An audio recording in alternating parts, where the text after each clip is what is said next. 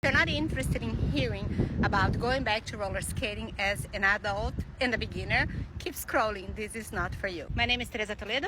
I have been roller skating for roughly 18 months. I did roller skate a little bit as a child, but didn't have much opportunities. And after the pandemic, somehow I thought about why not do something that I'm gonna suck at, learn something new, something that takes me outside, that makes me feel good, that makes my body feel good. And then I decided to start roller skating. And this is not my usual place. It is my very first time trying a skate park. And I feel kind of silly, but this is for the 13 years old me who thought she could do whatever in her life. Anyway, back to the questions. I did fall at the rink. I was roller skating. At that time, I had been roller skating for roughly 9 months. And I was wearing gear.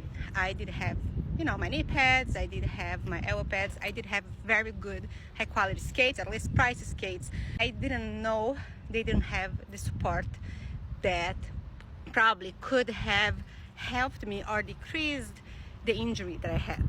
The skates I was wearing had a very soft ankle, very pretty, very comfortable, and pricey, however, no support at all. Do I believe that if I had the skates that I wear today, which are more supportive, I would not have injured my ankle? Maybe. I see people but I also see people with very supportive skates sustaining a similar injury. So I wonder, maybe it was just one of those things that just happened. The injury that I had, actually the fall was a silly fall. It was not a big deal. I was doing a dribble and a pivot and my foot kind of got stuck under. I also believe that I didn't have the right wheels for the floor. They were feeling a little grippy on that day. And one thing that I believe, I'm in Florida, is that the humidity, the time of the year will make you change what kind of wheels you need, because high humidity means grippier floor depending on the surface you have. So the rink where I fell, I haven't been back there. I never really loved their floor. I never really felt that I had the right wheels for it. However, I kept coming back. It was an adult session. The rink was pretty much almost empty. There was an instructor in place. When I fell, I realized something was wrong. I asked for help, and what happened, they called the emergency. They said, do you want to move? Can you move? I said, I don't know. I'm not going to move until I'm told to move. So the guys came in. Within 5 minutes, they were nearby. And, they assessed. They took the skates off. I had no head injury, but I did see stars. Probably the adrenaline when I fell. I was not feeling pain, which is the craziest thing. Yes, I felt something was wrong, but I was not feeling the pain. I guess the rush of adrenaline did what it had to do. However, they took the skates off, they assessed everything, and they said, well, we need to go to the hospital to check on this. We don't know what happened, if it's a fracture, a dislocation, anything. And I said, okay, how do I get to the hospital? He said, well, we can take you, or you can drive, or have someone taking you. And I'm like, what the heck do I do? I said, what do you think? What would you do if you were in my place? The guy goes like, well, if you were my sister, I would tell you just take the ambulance ride. So I did. Obviously, that was not a cheap ride, whatever. And once they took the x-rays, they realized my ankle was broken in 3 spots with the dislocation. So when you get that breakage, it's called a trimalleolar fracture, which it is pretty much one of the worst injuries you kind of can have. I googled that, and it's one of the top ones, and simply because it happens right at the ankle joint, which means you can have a lot of problems later. You may not heal properly. You may end up with arthritis. If you don't have the proper surgery and the right hardware, your ankle may slide. That's why I had to have surgery. And after surgery, I didn't walk for 8 weeks.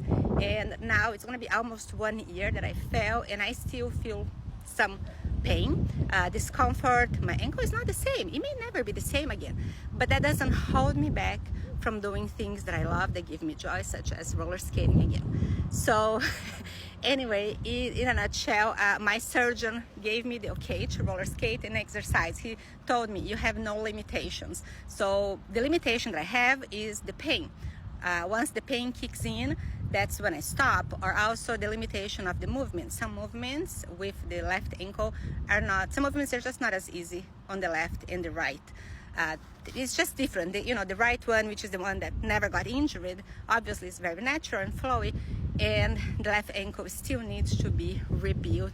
At this point, not just the muscle, but the ligaments, the nerves are still regenerating and all of that. So all in all, what would I recommend? Obviously, always gear. I'm gonna show you kind of what I have on. Aside from the wrist pads that you can see, the helmet. I'm wearing the skates that I picked, they're GH. Their hardness, you can hear it, are high level. So those are skates for people who jump. Not that I'm jumping, obviously. I'm also wearing my knee pads, and you may not see here, but I have my pitch pads. It's pretty much a pair of shorts that I put on my clothes, and they look kind of funky.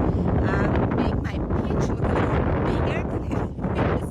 But in case I fall, it kind of helps protect the tailbone. It helps protect, the hip bone. Oh, and also I'm wearing elbow pads. So when I fell, obviously there are easier, better ways to fall, safer ways to fall. I had practiced them all, but when I knew that I was gonna fall, my brain second guessed what was going on. The foot got stuck. I was thinking, okay, I'm gonna fall on the side, which is usually a safe bet. Either you fall on your knees if you have your knee pads, you go small and you take the fall. And in my case, when I took the fall to the side, the foot just whoop, went on the wrong way. A lot of people report that when they fall and they break their ankle, because I did broke the fibula, which is the skinny bone, and the tibia in two places, they hear the crack, they hear the pop, they feel the pop. I did not feel a pop. I did not hear the crack.